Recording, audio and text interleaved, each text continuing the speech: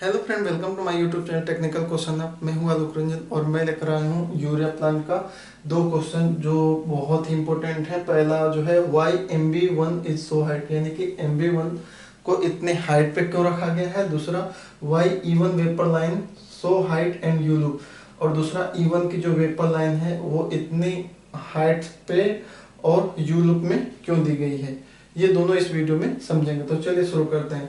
ये हमारा रिएक्टर है। रिएक्टर का जो ओवरफ्लो है HV03 से होते हुए E1 में आता है। E1 में जो है सॉल्यूशन जो है वो तो हमारा जो है LV02 से E10 में जाता है, E10 से MV2 को चला जाता है, यानी कि जो है MP सेक्शन में चला जाता है। कहीं कहीं ये E10 नहीं है, तो E10 दोस्तों जो है बहुत जगह पे नहीं है, कहीं कहीं है। ये बेसिकली यहाँ पे इसका टेम्परेचर ड्रॉप हो जाता है, E10 जिसे कहते हैं। कहीं कहीं E10 नहीं है, LV02 से MV2 में डायरेक्ट चला जाता है, ठीक है। तो ये जो है E1 है हमारा। E1 से हमारा जो है सोल्यूशन तो चला गया है, HP सेक्शन से MP लूप में चला गया, ठीक है। अब जो है हमारा जो है वेपर की क्या हुई, तो वेपर यहाँ से उठी। वेपर का लगभग टेम्परेचर 190 डिग्री होता है, प्रेशर जो है 165 kg होता है। वो जो है इतनी हाइट से होते हुए, ज़्यादा हाइट है, और यू लूप से होते हुए ये आ जाते हैं E5 में। E5 में एंट्री करने से पहले जो है P2 जो है कार्बामेट रिसाइकल पंप है, उसका डिस्चार्ज जो है उसका डिस्चार्ज प्रेशर 181 kg होता है, और टेम्परेचर लगभग उसका 106 डिग्री होता है। और वो जो P2 है, P2 का जो डिस्चार्ज है वो तो इतना है, प्रेशर और टेम्परेचर है, लेकिन वो उसे हम E6 यानी हीट एक्सचेंजर E6 से पास कराते हैं, तो वहाँ पे थोड़ा टेम्परेचर उसका ड्रॉप हो जाता है। प्रेशर तो 181 kg ही रहता है, लेकिन टेम्परेचर कितना होता है 97। और एक कंट्रोल वाल है HV06। HV06 से हम इस कार्बामेट को ले आते हैं, और यहाँ पे जो है ये जो है 181 जो है केजी का प्रेशर बना रहा है किसका, P2 का सोल्यूशन, और ऊपर से आ रही वेपर जो है 165 kg की। तो ये जो है एक तरह से मोटिव फ्लूइड का काम कर देता है P2 का डिस्चार्ज, और जो है इसको तेजी से खींचते हुए, इस वेपर को तेजी से खींचते हुए जो है E5 के ट्यूब में चला जाता है। E5 के ट्यूब में हम जानते हैं हमारा इधर कंडेंसेट होता है। कंडेंसेट जो है सेल साइड में होता है, और ट्यूब साइड में हमारा P2, और जो है इधर से हमारा E1 यानी कि स्टीपर का जो वेपर है उस वो दोनों ट्यूब साइड में आते हैं, और फिर यहाँ से हीट एक्सचेंज करते हैं, और यहाँ पे हम LS स्टीम बना लेते हैं। सेल साइड से LS स्टीम निकाल लेते हैं, और ट्यूब साइड से यहीं जो है हमारा जो टेम्परेचर हमारा था 190 डिग्री और 165 kg प्रेशर था।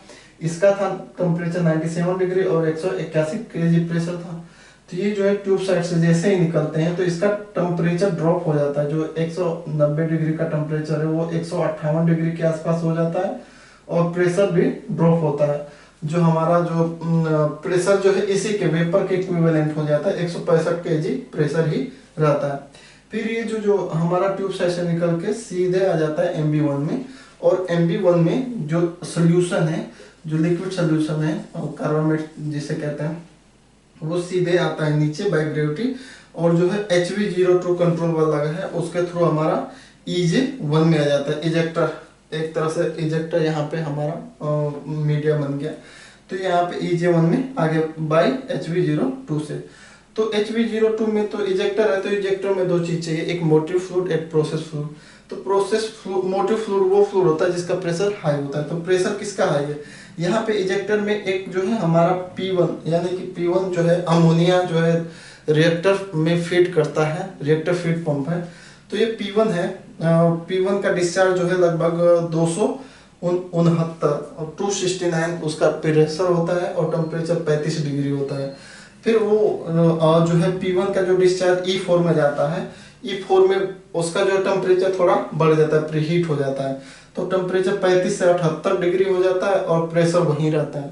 टेम्परेचर बस यहाँ पे E4 में बढ़ गया, और ये आ गया EJ1 में। तो EJ1 का काम क्या है, ये एक तरह से इजेक्टर की तरह बिहेव करेगा, जिसमें मोटिव फ्लूइड आपकी अमोनिया हो गई, क्योंकि अमोनिया का प्रेशर 269 है, और प्रोसेस फ्लूइड आपका जो है रिसाइकल कार्बामेट हो गया, जिसका जो है प्रेशर बहुत ही कम है, क्योंकि यहाँ तक तो प्रेशर अधिक था, लेकिन जैसे ही आप किसी वेसल में किसी चीज को हाई प्रेशर को डंप करोगे तो उसका सडनली प्रेशर ड्रॉप हो जाएगा, और यहाँ से ये जो है प्रोसेस फ्लूइड का काम करेगा और HV02 से होते हुए ये EJ1 के थ्रू हमारा रिएक्टर में चला जाएगा।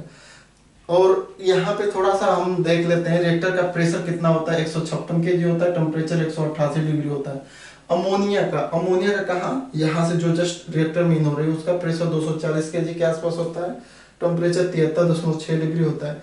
CO2, इधर से CO2 आई, CO2 का टेम्परेचर जो है 160 डिग्री 100 डिग्री के आसपास होता है और 100 डिग्री के आसपास CO2 का जो है टेम्परेचर होता है और 160 डिग्री हमारा जो है 160 kg हमारा क्या होता है, प्रेशर होता है। ये हमारा CO2 का है, ठीक है। रिएक्शन हो गया और ऐसे हमारा यहीं फिर साइकिल चलती रहती है, ठीक है। अब हमारा मेन क्वेश्चन ये है कि हम MV1 को इतने हाइट पे क्यों रखे हैं। तो इसका आंसर ये है दोस्तों कि ये जो है इतने हाइट पे रखने का मतलब ये है कि ये बाय ग्रेविटी हमारा जो कार्बामेट है वो जो है यहाँ पे HV02 के जरिए जो है EJ1 में आ जाए बाय ग्रेविटी। पंप लगाने की कोई जरूरत नहीं है, क्योंकि अगर आप पंप लगाओ, अगर यही सपोज करो कि ये जमीन पे होता तो आपको पंप लगाना पड़ता। पंप तो एक दिन तो चलेगा नहीं, वो 365 दिन 24 घंटे चलेगा। तो पंप लगाओगे, उतने प्रेशर का पंप लगाओगे, उसके बाद उतना इलेक्ट्रिक पावर जो कंजस्ट करोगे, बहुत खर्चा आ जाएगा। और यहाँ पे क्या है, बिना पंप के बाय ग्रेविटी ये चला जा रहा है, तो एक तरह से एक पावर सेविंग हो गई। इसलिए हम जो है बाय ग्रेविटी हमारा आ जाए, इसलिए हम जो है MV1 को इतनी हाइट पे रखें।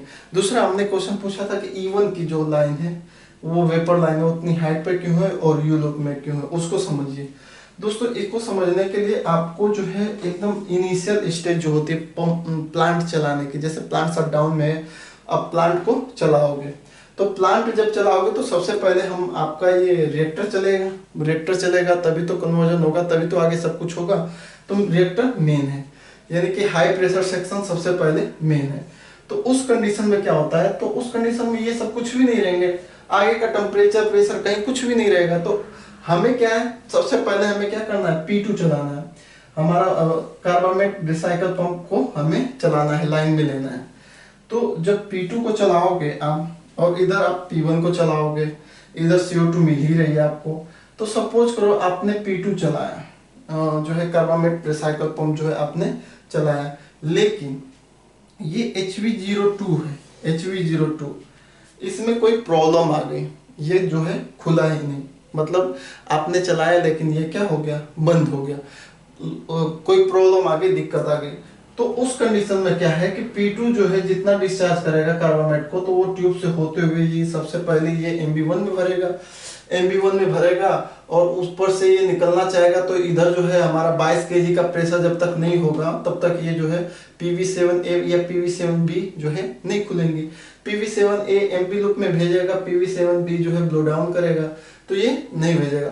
ये तभी खुलेंगे जब 22 kg का प्रेशर हो, ठीक है। तो अब ये पूरा भरेगा और ये जो है नीचे आएगा, तो नीचे आएगा तो यहाँ पे तो प्रॉब्लम है, HV02 जो है बंद है, ये खुला ही नहीं कि इजेक्टर में ये जाए। तो यहाँ पे प्रॉब्लम आ गई, आपने जैसे चलाया तो HV02 में प्रॉब्लम आ गई, तो ये नीचे जा ही नहीं रहा है और ये पूरा भरता हुआ जा रहा है। और जब भरता हुआ जाएगा तो इधर से निकलेगा नहीं, क्योंकि यहाँ पे 22 kg जब तक प्रेशर नहीं होगा तब तक इधर जाएगा नहीं। तो ये जो उल्टा इस हेडर जो है, इसका हेडर प्रेशराइज होगा और ये बैक फ्लो होते हुए इधर से, ये जो E5 में जैसे इन हो रहा है, तो ये इधर से इस वेपर लाइन से E1 की वेपर लाइन में भरेगा ऐसे ऐसे, और ये जो है इंग्रेस करेगा, यानी कि इसमें E1 में इन हो जाएगा, वेपर लाइन से होते हुए कार्बामेट जो है E1 में इन हो जाएगा। तो क्यों इन हो जाएगा, क्योंकि इधर जो है हमारा प्रेशर बहुत लो होगा। क्यों, क्योंकि हमारा प्लांट जो है पूरा बंद है, इधर हमारा प्रेशर लो है, यहाँ पे कोई प्रेशर ही नहीं है। तो सोल्यूशन क्या है, इधर ही हमारा भागेगा, इधर से आएगा और जैसे प्रेशर मिलेगा उसको जो है, इधर तो 22 kg तो मिला ही नहीं कि ये खुले, तो ये तुरंत जो है उल्टा इसका हेडर प्रेशर बढ़ेगा और ये जो है इधर का रिवर होते हुए वेपर लाइन E1 से होते हुए E1 में चला जाएगा। तो इस कंडीशन से बचने के लिए हम क्या किए कि जब ये पूरा भर जाए और जब तक ये पूरा इधर से होते हुए घूमते हुए इतनी हाइट तक कार्बामेट पहुंचे, तो लगभग हमें 10 मिनट का टाइम मिल जाता है। और 10 मिनट के टाइम में हम क्या करते हैं, जाके तुरंत HV02 को हैंड जैक पे लेके खोल देते हैं, और ये जो है जैसे हैंड जैक पे खुल जाएगा या HV02 में जो भी प्रॉब्लम होगी तुरंत शॉर्टेज शॉर्टेज हो जाएगी तो ये तुरंत जो है हमारा पूरा सिस्टम जो है बच जाएगा। अगर नहीं हुआ तो अगर इतना 10 मिनट का टाइम नहीं मिला आपको तो ये सपोज करो कि E1 की जो है लाइन आपने नीचे ही दे दी या यू लूप में नहीं दी, तो ये तुरंत ही जो है वेपर लाइन से होते हुए हमारा पूरा कार्बामेट जो है E1 में पहुंच जाएगा। और जब कार्बामेट E1 में पहुंच जाएगा तो आप जानते हो कि उसको निकालना बहुत ही मुश्किल हो जाएगा। तो जो कार्बामेट जो है E1 में इंग्रेस न कर जाए, इसीलिए हम क्या करते हैं E1 की जो वेपर लाइन को इतनी हाइट पे और यू लूप में देते हैं। समझ में आया दोस्तों? बस ये जो है शटडाउन में ही काम आता है। शटडाउन जैसे आपने P2 को लाइन में लेने की सोची और जो है यहाँ से आपने दिया P2 को आपने चलाया और ये जो है ट्यूब से होते हुए हमारा चला गया MB1 में, लेकिन MB1 से तो HB02 के माध्यम से EJ1 में आना चाहिए इजेक्टर में, लेकिन अगर किसी भी वजह से HB02 लाइन में नहीं हुआ, लाइन में नहीं लिया, तो आपका पूरा सोल्यूशन क्या हो जाएगा, पूरा भरने लगेगा, MB1 पूरा भरेगा और ऊपर तो जाएगा नहीं, क्योंकि हमारा 22 kg का प्रेशर मेंटेन होता है तब जाके हम भेजते हैं, और इधर जाएगा नहीं। और ये जो है जैसे ही यहाँ तक भरेगा तो ये पूरा का पूरा सोल्यूशन प्रेशराइज करेगा इसी लाइन से, जिस लाइन से आ रहा है, और ऐसे ऐसे आते हुए इसे यही रास्ता मिलेगा, और यही रास्ता मिलेगा तो E1 की वेपर लाइन पूरी भरेगी और पूरा भर के इसमें आ जाएगी E1 में। तो जब तक ये पूरा फिनोमिना होता है तो 10 मिनट का हम लोगों के पास 10 मिनट का टाइम लगभग मिल जाता है। उस 10 मिनट में हम क्या करते हैं HB02 को जाकर हैंड जैक पे खोल लेते हैं और ये प्रॉब्लम सॉर्ट आउट कर लेते हैं।